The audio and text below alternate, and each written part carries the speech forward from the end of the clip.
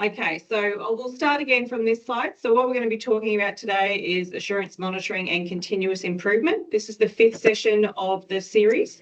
And what we're talking about here after our risks and hazards is that you've identified the hazards, assessed your risk, put your controls in place, trained your people and built the right culture.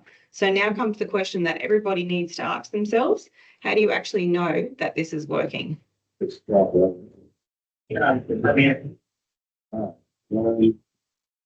got some people that are currently got their mic on. Can I just get everybody to turn their mic off, please?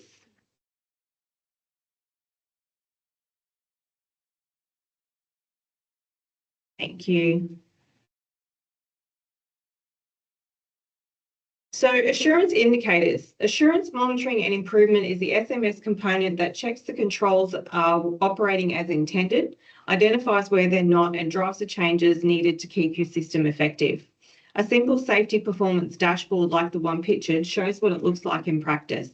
Monitoring safety performance over time helps us understand changes in safety performance, identifying emerging risks, and measuring the effectiveness of the controls so we can take action before incidents occur.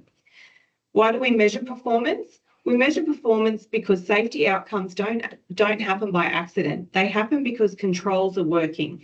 A dashboard like this gives an operator a clear ongoing picture of whether your SMS is functioning rather than waiting until something goes wrong to find out.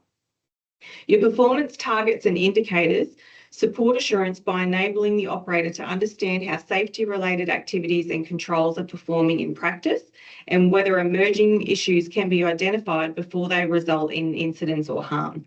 They are informed by the operator's understanding of its hazards, risks, and critical controls and are selected to focus attention on matters that are significant to public risks.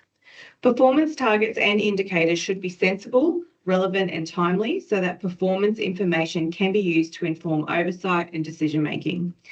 The form and sophistication of indicators are not prescribed in the SMS standard and they may vary depending on the operator's operating context and the available information and level of risk.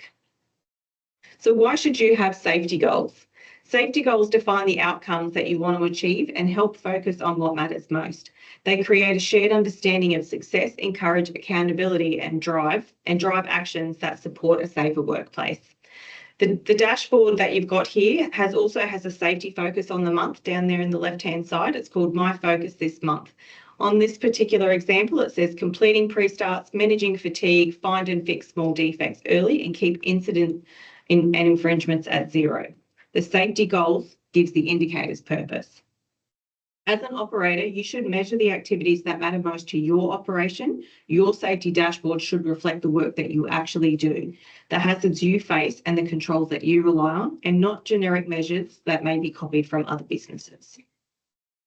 A leading indicator looks forward. It tells you what's happening now. It measures whether the controls are in place and being applied before the problems turn into incidents. In transport operation, leading indicators might include doing things like pre-trip checks and completion rates, the fatigue management and compliance, including reviewing your driver's work diaries and their rosters, and the volume of hazards and near-miss reports that you're getting from drivers, or even the proportion of corrective actions that you've closed on time. The lagging indicators on the right, they measure what's already happened, which can include things like reported accidents, incident rates, infringement notices received, vehicle defects, or even breakdowns. It could also be fatigue breaches and other types of non-conformances. They tell you about past performance and confirm outcomes. They're important, but by the time a lagging indicator tells you that something is wrong, the harm has already occurred. A 0 incident rate is not in itself evidence that an SMS is working. It may mean that risks are being managed well, or that it may be that near misses and hazards are going unreported. An operator who tracks only a lagging incident may have an excellent safety performance or might simply have a culture where nothing gets reported. So the leading indicators is going to help you tell the difference there. One example that's often tracked in the heavy vehicle industry is lost time injuries and the lost time injury frequency rate, which you can see up the top there. A lost time injury is a work-related incident that results in an employee's fatality, permanent disability, or inability to work for at least one full day or shift following an injury. It's a key measure used to evaluate workplace safety and productivity, and it's a standard occupational health and safety measure that people use to track their LTIs. Let's look at the indicators in more detail. Next slide. So what makes a good indicator? Not every measure will make a good indicator, and a good indicator has to actually tell you something useful about your risk and controls. Some examples of good indicators include the fact that it's linked to a risk and control. Take pre-starts as an example. A completed pre-start form isn't valuable because of its paperwork. It's valuable because it confirms that critical controls like tyres, brake, lights and coupling systems are actually being checked before the vehicle goes on the road. When you're deciding what to measure, ask yourself, does this indicator actually tell me an important safety control is happening, or is it just an activity for its own sake? Another one is timely indicators. Look for your fatigue management on the dashboard. The value of tracking fatigue compliance isn't confirming that a driver was tired after the fact. It's in identifying the rising fatigue risk today while there's still time to act, well before it even contributes to a crash. A good leading indicator here will give you enough warning to actually do something about it. It has to be meaningful. Vehicle defects are a good example here. So two vehicle defects were found and fixed this month, but the raw number on its own doesn't tell you much. What matters is whether or not the defects are decreasing over time and whether or not the same defects keep reoccurring and whether the critical defects are being repaired promptly. A good indicator isn't just a count, but it actually helps you make a decision. Is it being used in practice? It's not enough just to collect the information. The hazard and near-miss reports only have value if somebody actually reviews them and asks, what does this tell us? Do we need to change anything, and are our controls actually working? An indicator that sits in a spreadsheet unreviewed isn't supporting your SMS at all. The next one is proportionate and practical. So it doesn't need to track dozens and dozens of measures. It needs to track your leading and lagging indicators. It's the standard in action. You don't need to have an exhaustive list. You just need to have indicators that relate to your actual risk, are easy to collect, help you make decisions, and are actually reviewed. The trends matter. So if you're looking at breakdown figures, on its own, single numbers don't tell you much about your performance. What matters is the trend. Are the breakdowns increasing over time? Which vehicles are affected? Which components keep on failing? So, and if you have a look at the lost time injuries at the top of the dashboard that we had before as well, it also shows you trends, and you need to have a look at how many injuries are happening. Are they the same type of injuries? Reference points over time will tell you what to recognise and when your performance is generally changing. Together, these elements will show you good assurance and monitoring, and they will show you what good assurance and monitoring looks like. It has a clear goal, and leading indicators will show you that controls are being applied. Lagging indicators will confirm your outcomes, and a trend shows whether or not it's actually improving. No single indicator will tell you the whole story. It's the combination that gives you confidence that your SMS is working. Next slide. We'll have a quick look at the proportionality. So as discussed throughout the other components, the SMS standard doesn't require specific metrics or benchmarks. It requires that targets and indicators are meaningful and relevant to the operator's actual risk profile and used in practice to inform oversight and decision making. So a small operator does not need a formal performance dashboard. Tracking a handful of business measures will be good. Are your pre-trip checklists getting done? Is your fatigue hours being monitored? Are your hazards being reported? And are your corrective actions being closed? This might be sufficient for your business. Next slide. So let's have a look at monitoring and reviewing. Monitoring and reviewing on assurance is not a single activity. It can be defined at 3 distinct levels, and each serving a different purpose and providing a different view on how the SMS is performing. These 3 levels range from routine operational checks right through to independent assurance activities. So level 1, you can see there, the assurance focuses on regular monitoring in your day-to-day checks. Level 2 provides more structured and formal reviews and performance of controls. And level 3 will deliver independent assurance through your audits and your external assessment. Together, they provide increasing levels of confidence that safety and risk are being effectively managed and that the SMS remains effective. It delivers independent assurance through your audits and possibly external assessments. So level 1 is the one that will catch your operational issues early. Level 2 will identify your systematic patterns, and Level 3 will provide you independent validation. An operation that only relies on Level 3 audits will find out about your problems once a year, but operations with all three levels functioning will find these out much sooner. Regardless of the size, these reviews should form part of your day-to-day business activities. Reviews should be scheduled at regular intervals proportionate to your risk, as well as triggered based on incidents and changes in your risk profile. The operator should draw on a combination of relevant information sources that provide insight into how controls and systems are functioning. The review should demonstrate that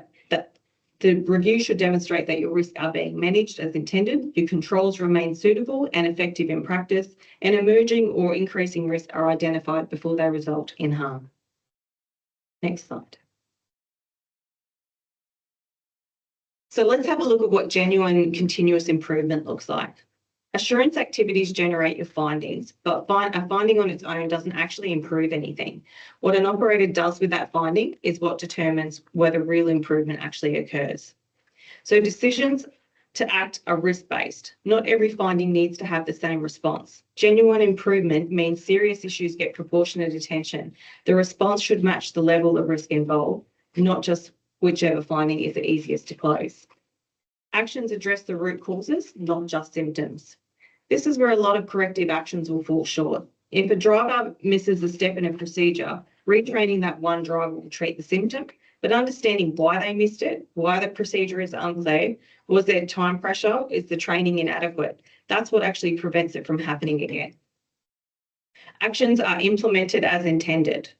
A corrective action that's been planned or is sitting in progress hasn't improved anything yet. The action has to be carried out as intended before it can actually be counted as done and finalised. Your effectiveness is verified. This is consistently where operators seem to fall short. Actions get marked as closed once they're completed, not once they've been confirmed to actually be working. A procedure updated after an incident isn't an improvement if the drivers don't know that it's been changed. A training session delivered after a near miss isn't an improvement if the scheduling pressure that caused the near miss is still there. Verification means going back and checking, did this actually fix the problem? Learning can be applied broadly. Improvement shouldn't stop at the individual finding. If an incident on one route reveals that a fatigue management gap, the real question is whether or not the gap exists on other routes as well, with other drivers or in other operating environments. Genuine improvement means turning a single finding into a system-wide check. Improvement feeds back into your SMS. None of this will actually matter if it stays isolated. What's learned needs to flow back into your risk registers, procedures, training programs, and monitoring arrangements. Your SMS itself will get better, not just the one that it was raised about. Your continuous improvement doesn't require constant change, but it does require genuine demonstrated capacity to find your problems, understand their causes, fix them properly, and confirm that they've actually been fixed and work. Next slide. So your evidence is what demonstrates the SMS is not just documented, but actually working. It's managing public risk as intended. Evidence may be drawn from information generated through the operation of an SMS, including material arising from your monitoring, review, improvements, investigations, other assurance-related activities. The form of evidence is not prescribed and may include records, data, reports, and other material that credibly demonstrates how your SMS functions in your operations day-to-day context. Systems will be assessed using the PSO framework that's been mentioned before, so present, suitable, operating, and effective, and the evidence needs to address all four elements, not just the first one. A policy document is evidence that something is present. A procedure will reflect current operations and risk is evidence and it's suitable. Records showing that the procedure is being followed in practice are evidence that it's operating, and data showing that the procedure is reducing the risk is evidence that it could be effective. Each step is necessary, but none of them alone is going to be sufficient. A common gap is the last step, the corrective actions getting close without verifications. We've mentioned this before. The action was done, but no one confirmed that it's actually been solved, that it actually solved the problem. An auditor who finds the same non-conformance closed and reopened 3 times, each time with a systematic response rather than fixing the root cause, has found evidence that the improvement process isn't functioning. This is one of the most common consequential findings in the SMS audits because it shows that the gap between something being done and something actually working. Evidence can take many forms. It includes documented policies, procedures, records, but it also includes observations of how work is actually performed, conversations with your drivers and supervisors about how the systems work in practice, and demonstrations on safety processes in action. Auditors and the regulator can draw on any credible, relevant evidence, not just your documents. The nature and extent of evidence should be proportionate to the size and complexity of your operation. What matters is the evidence is sufficient to support the confidence and that the SMS is working, and it demonstrates follow through on the issues that you've identified and is accessible and understandable to relevant decision makers. This is exactly what the example table that we've got on the screen shows.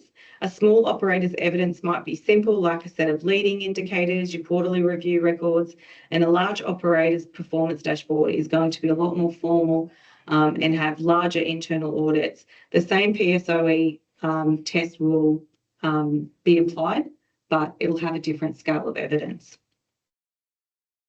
Next slide. So like we've said before, you're already likely meeting the accreditation requirements. There is an example on the board here for maintenance accredited operators.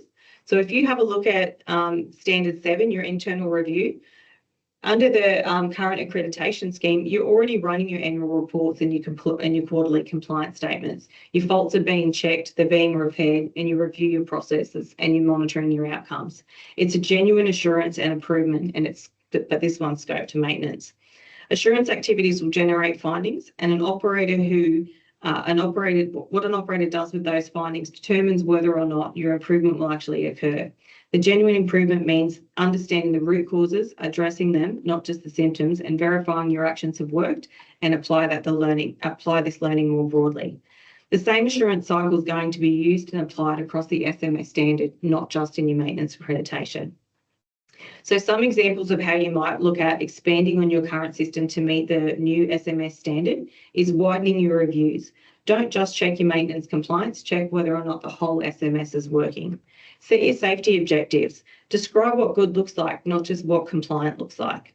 Track your trends, not just your events. Look for patterns in your safety data, not isolated incidents. Verify your controls and not just checklists. So confirm that your critical controls are actually doing their job. Review your safety like you review performance. Bring it into your management meetings and don't just wait around for your audits. And close the loop on your corrective actions. So remember that nothing's actually done until you've confirmed that it's working. You're not going to be starting from nothing. You're going to take an assurance cycle that you're already running and apply it to your safety performance across the whole operation for the SMS. Next slide. Fantastic. So we got through that pretty quickly after all of our technical issues at the start there. So we'll open it up to some questions and then we can go from there. Angela's asked, do the lead lag indicators need to be specific to transport activities? We have indicators that are reported on a company-wide basis, e.g. near-miss reports are tracked and reported across the business, which includes civil operations as well as transport. So with the SMS, with your safety management system, it's about your whole operation. So no, it isn't just about your transport operations, it's about your whole system. And if you can tie it all in together, then that would probably be a really good way of doing it. You should list all of your transport operator indicators as well, but definitely adding them to your current registers could possibly work for your company. Any more questions?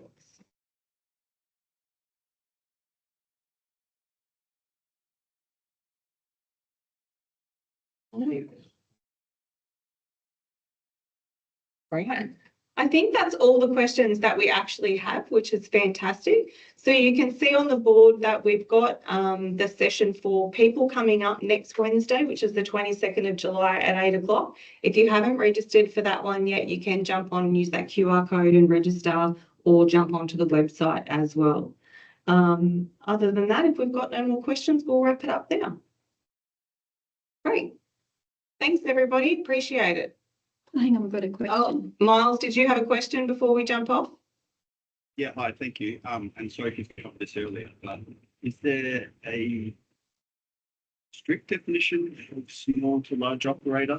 And that seemed to be defining characteristic in some of the slides. So is it a number? Is it a assets, for example, employees? Yeah. So the NHVR is currently working on some guidance on that, and it will be available on the website where you can go through and have a look at different types of things like the risk, the amount of employees, the amount of vehicles, and there will be some guidance there on how to optimize and pick what size operator you would fall into. So it's actually on the audit tool. We've published it. There we go. Yeah, we've got the audit tool published now on the. We'll put the link into the chat, and in the audit tool has an operator profile where you run through a series of questions, and that would determine what instead of saying small and large, we're moving away from that because it does encompass a whole range of things rather than just the number of drivers, the number of vehicles, such as the number of sites, the complexity. So in the audit tool itself, there is a operator profile tab that runs through a series of questions, and then with that, you'll determine what profile level you are from 1 to 3. So 3 being the most complex, large, 1 being the most simple operator, and then that populates the audit tool and the evidence required to that we would expect as examples as part of the SMS.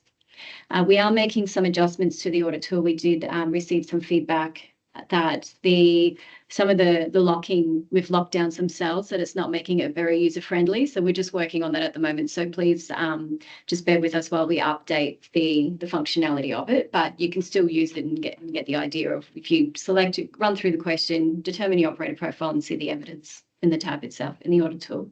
Great. Okay, we've had a couple more come in. Thank you. Sorry, is that okay, Miles? I just said that sounds great. Thank you very much. Great.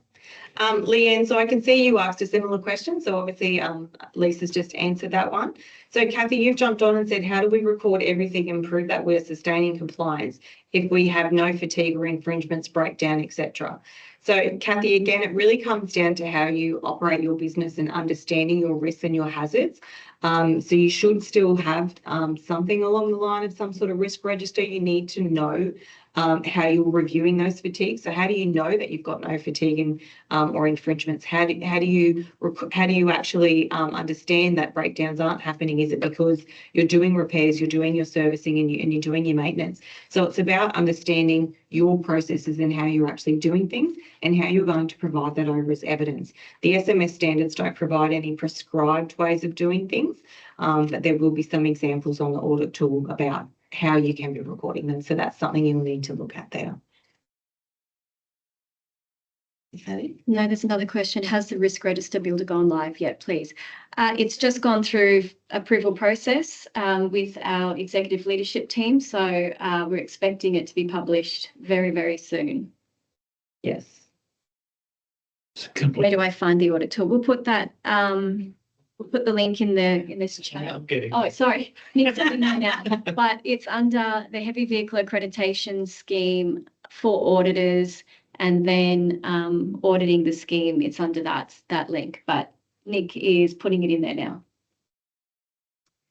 Georgia, you've asked at the end of all of these, will there be a PDF on the flow that's recommended to complete them? Like basic step 1, do this, basic step 2, do that. I believe there's going to be some sort of operator guidance being published from the fatigue team on the HVA website as well. We could try to find that and put that link in there for you as well. But yeah, there is some operator guides on that. More in QA too. That's where I am, QA. Okay. Do you get Kathy's? Yeah. Cool. Great. All right, fantastic. We'll whack those couple of things in the chat for you there. But again, thanks very much, everyone, for jumping on and joining in on the session. If you've had any other questions, please reach out and let us know. Have a good day, everybody.